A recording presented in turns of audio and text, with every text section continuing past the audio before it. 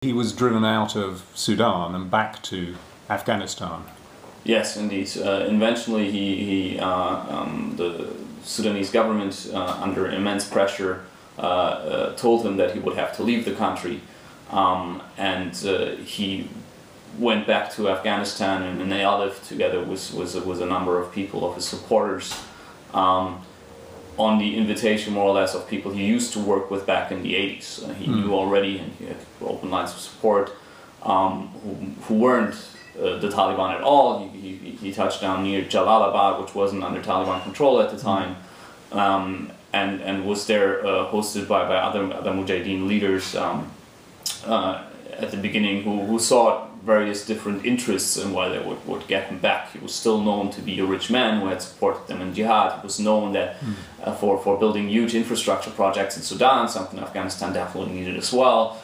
So various people who got in touch with him, allowing him to return, had different views on why they allowed him to return. Yes. Most of them thought that they would benefit themselves immensely from it. And how did he come then to form a relationship with the Taliban and Mullah Omar?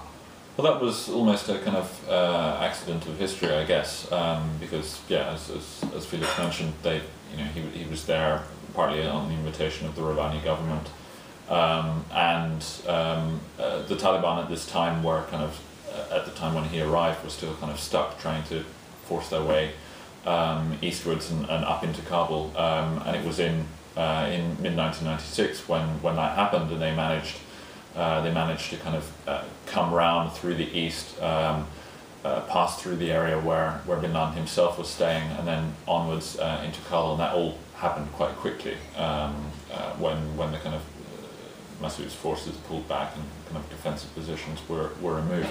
So and the way it was related to us by some of our Taliban interviewees was that the Taliban inherited bin Laden, and so he came under their control. And at the beginning, they knew as much of him as the kind of the stereotype of the time had. Yes, he was someone who was believed to have fought during the 1980s. He had a relationship with Jalaluddin Haqqani, who had recently kind of come on as an ally of the Taliban, and he was known to have some money and so on, but he was still a relatively youngish person, and they didn't really know much, at least from what we know. There grew up tensions, didn't there, between Al-Qaeda and the Taliban? What were the basis of those tensions? There were a number of reasons for disputes and tensions. There were things dating back to, which repeated from the 1980s, when you would have Arabs and the kind of original Talibs together over religious, ideological issues, in part as kind of Felix mentioned, of this tension between Deobandism and where Al-Qaeda came from. Similar kind of things. They would, they were not Hanafis as the Afghans were, and they would object to certain aspects of people's prayer routines, or things like graveyards and shrines and so on. And there were even a number of well-known kind of cases where these Al-Qaeda people would completely destroy a graveyard and kind of raze it to the ground, and then the Taliban in the area became very annoyed, and it would take someone important to kind of come and mediate that clash. And then, of course, just on a purely kind of diplomatic level for the Taliban, bin Laden was a massive problem for them. They had to suddenly... he was a media figure, wasn't he? He would make announcements that were... He would make kind of very provocative statements, and then, we had all sorts of kind of reports, and you can read this from media reports at the time, that the Taliban suddenly, immediately when they took over the country, they suddenly had this person who was calling all of these problems for them. And they had to respond to international kind of diplomatic inquiries and kind of all of this political pressure, which, as they say, they inherited. This wasn't something which they brought into the country or anything. It was something that they had to deal with. So a lot of it came from that as well.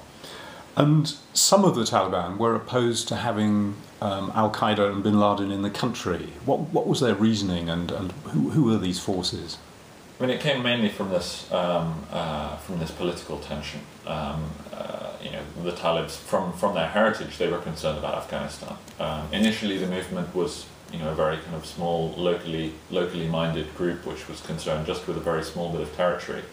But eventually, as they took over the whole country, and they started to have wider political aspirations for, you know, this is the time we can implement a proper Islamic system for the country, and they thought, you know, they would be the ones to implement this, very kind of utopian aspirations, which comes out quite clearly from statements of the time.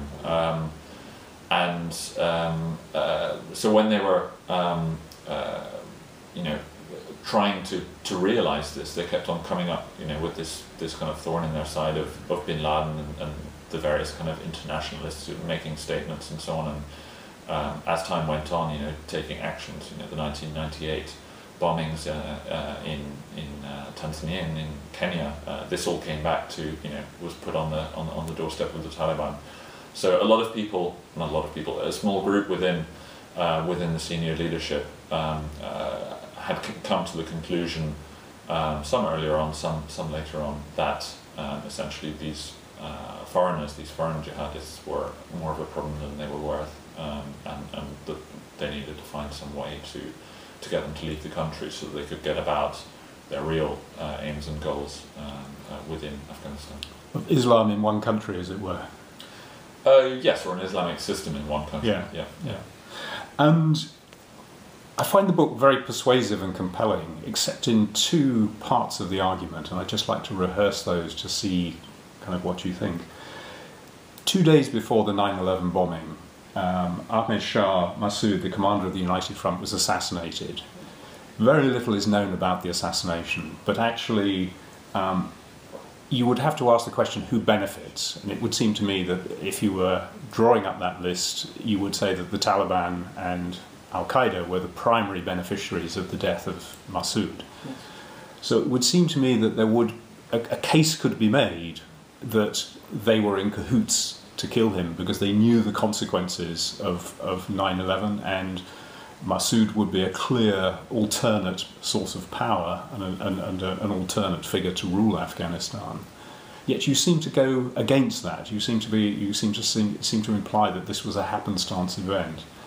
Yeah, no, it's not a happenstance event. I think a lot of the argument you're outlining, I actually would subscribe to. I'm only seeing that, you know, Al-Qaeda and Osama bin Laden clearly recognized that Ahmed Shah Masood would make a main obstacle. I mean, for him, he knew about what was going to unfold, and one of his key or his visions was really to draw the United States of America into an insurgency war in Afghanistan in massive numbers. He envisioned that, you know, after 9/11 they would retaliate, and they would do so with a massive ground invasion with you know, tens of thousands of troops, something which did not materialize in the end in 2001. But that was his vision. So he obviously, because amongst the people in the senior military leadership council of Al-Qaeda, they're very experienced field commanders who have a very good sense of what war is like, or back in the day they did at least. So for them, really, they knew that Ahmed Shah Masood, being a more than gifted military tactician, and one of the only personalities who managed to keep together what is known as the Northern Alliance, really a group of people who have often been in fights with each other.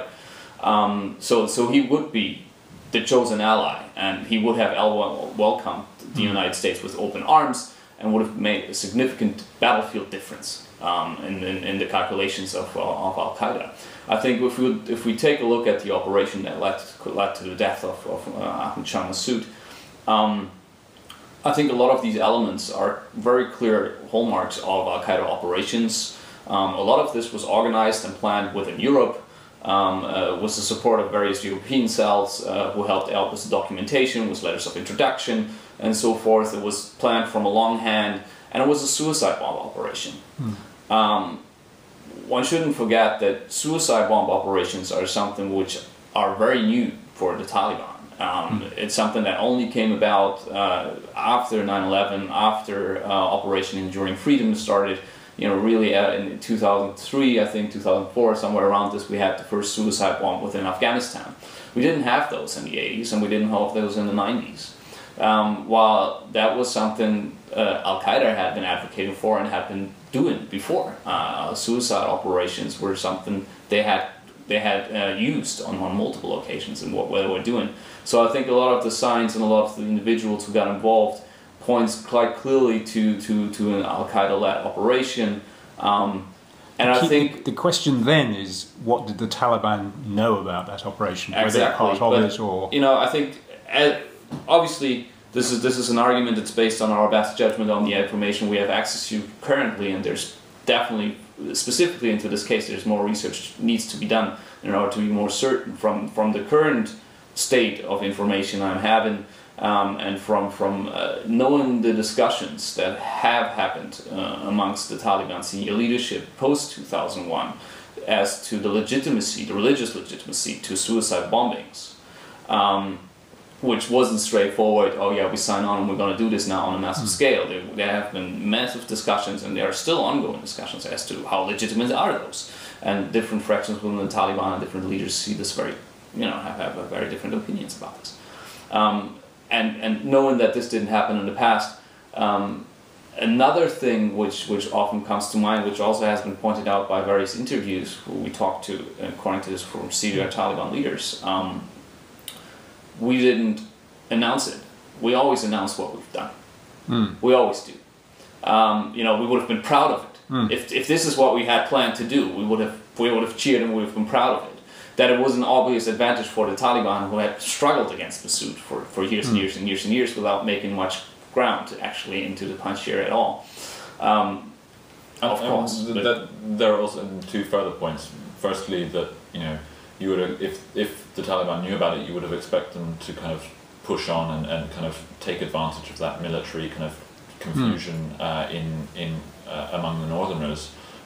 There is no evidence for that kind of pre-planned assault to take advantage of that, which you would assume that they would have. And secondly, that from the Al-Qaeda perspective, and this goes also to the September 11th attacks, but also the Taliban were seen as a kind of a leaky ship when it came to information.